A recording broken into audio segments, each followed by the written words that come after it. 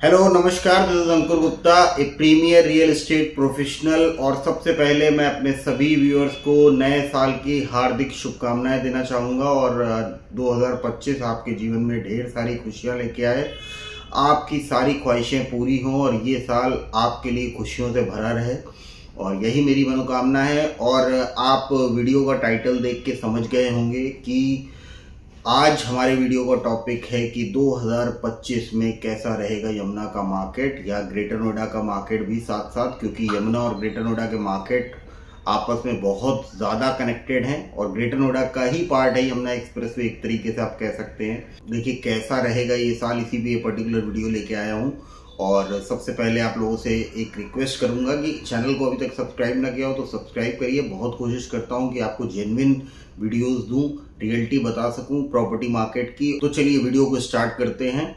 और सबसे पहले मैं कहूंगा, देखिए यमुना का मार्केट या ग्रेटर नोएडा का मार्केट 2025 में अगर आप बात करें कि क्या इसमें रेट में बहुत उछाल आएगा, तो अगर देखा होगा पिछले एक साल पहले यमुना का जो मार्केट का रेट था 300 मीटर का, या 6 महीने पहले या 8 महीने पहले, और आज का आप रेट कंपेयर करते हैं उससे, तो रेट कहीं ना कहीं काफ़ी नीचे आया है यमुना का। और ये बात मैंने देखो अपने वीडियोस के माध्यम से पहले भी कही थी। मैंने कहा था कि यमुना का मार्केट जो बहुत ज़्यादा चढ़ गया है, ये वापस नीचे गिरेगा। और लोग कहते थे, भाई लोगों का जिनका विचारधारा है सबकी अलग अलग थी, लेकिन जो हमें दिखता था वो हम बोलते थे। अपने वीडियोस के माध्यम से भी सच ही बताते थे कि ये रेट वापस, आप जितना भी बोल लो कि लाख रुपए 1.5 लाख रुपए क्रॉस कर गया जी, ये रेट अभी भी 55-60 के आसपास टिक गया है। मतलब मैंने जितना सुना, जो डील्स हुई मार्केट में भी यमुना की, वो आपकी 55-60 हज़ार, मतलब 170 के आसपास भी डीले हुई हैं। रजिस्टर्ड प्रॉपर्टी की बात कर रहा हूँ मैं, 170 के आसपास भी डीले हो गई रजिस्टर्ड प्रॉपर्टी में। और आगे 300 मीटर साइज के लिए अगर जहां तक बात की जाए कि क्या बढ़ जाएगा रेट बहुत ज्यादा, तो देखिए रेट ग्रेटर नोएडा का अगर बढ़ेगा प्रॉपर्टी मार्केट का, अभी आप कंपेयर करें ग्रेटर नोएडा को, तो ग्रेटर नोएडा में सबसे अच्छे सेक्टर्स में अगर मैं 200 मीटर के साइज को लेके चलता हूं, तो टॉप प्राइम लोकेशन के सेक्टर्स में 150-160 का रेट हो गया है। अगर यही ग्रेटर नोएडा का मार्केट जेवर एयरपोर्ट स्टार्ट होने के बाद 2.5 लाख तक पहुंच जाएगा, तो यमुना का मार्केट भी 1-1.25 लाख रुपए पहुंचेगा प्राइम लोकेशन में। बहुत प्राइम लोकेशन का प्लॉट होगा तो वो पहुंचेगा। ग्रेटर नोएडा का मार्केट बढ़ने से देखिए यमुना के मार्केट को भी फायदा होगा। और ग्रेटर नोएडा क्योंकि एक डेवलप्ड शहर है और एक डेवलप्ड सिटी है, तो यहाँ के रेट बढ़ने ही चाहिए, क्योंकि एंड यूजर इसको प्रायोरिटी भविष्य में 2025 में भी देने वाला है। तो मार्केट की जहां तक बात की जाए 2025 में, तो दोनों के में ग्रोथ की संभावनाएं हैं, यमुना एक्सप्रेसवे में भी और ग्रेटर नोएडा में भी। अब क्योंकि देखिए मार्केट को अगर कंपैरिजन आप करते हैं ना, तो सर्किल रेट जो अथॉरिटी ने लगाया है यमुना के प्लॉट्स के लिए, वो लेटेस्ट स्कीम जो भी RPS 08A 2024 थी, उसमें भी ईडा अथॉरिटी ने 25,900 रुपए का सर्किल रेट दिया है। तो सरकारी रेट एक तरीके से 25,900 हो गया।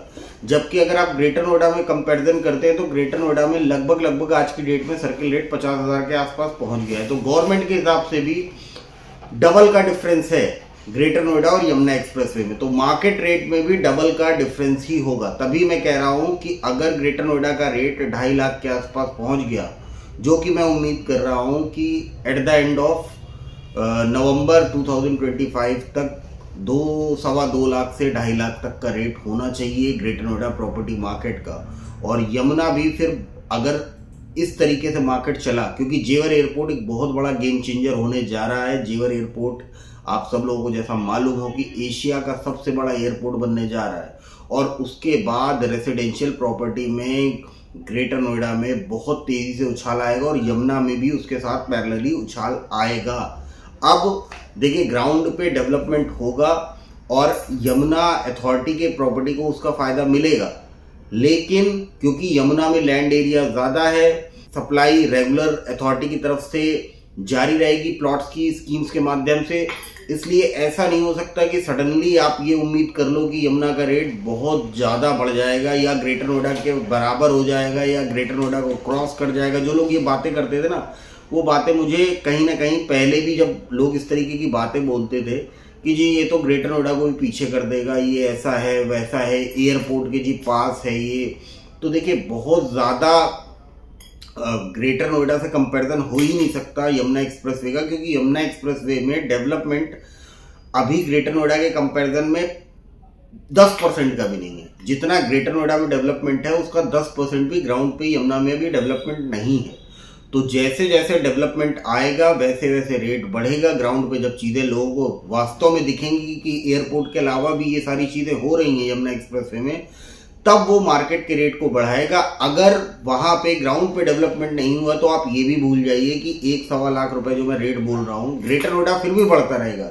ग्रेटर नोएडा एक ऐसा मार्केट है जो लगातार बढ़ता रहेगा। वहां पे 1 रुपए की भी अभी जो पिछले 6 महीने 8 महीने में देखा मंदी भी, उसमें भी ग्रेटर नोएडा के मार्केट में 1 रुपए की भी गिरावट नहीं आई, जबकि यमुना के रेट 40-40, 50-50 लाख रुपए कम हो गए।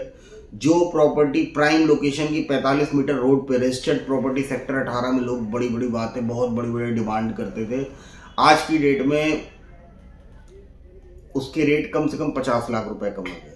कम से कम 50 से 60 लाख रुपए कम हो गए। डिमांड में कमी आ गई लोगों की। देखिए, जब सीधी सी बात है, मार्केट में जो भी इन्वेस्टर होता है या जो भी बायर होता है, बायर या तो एंड यूजर होगा, तो एंड यूजर तो देखिए अगले 5 साल या 10 साल भी अगर उसको इस क्षेत्र में रहना है तो वो ग्रेटर नोएडा की प्रॉपर्टी को ही प्रेफर करेगा, ग्रेटर नोएडा के सेक्टर्स को ही प्रेफर करेगा।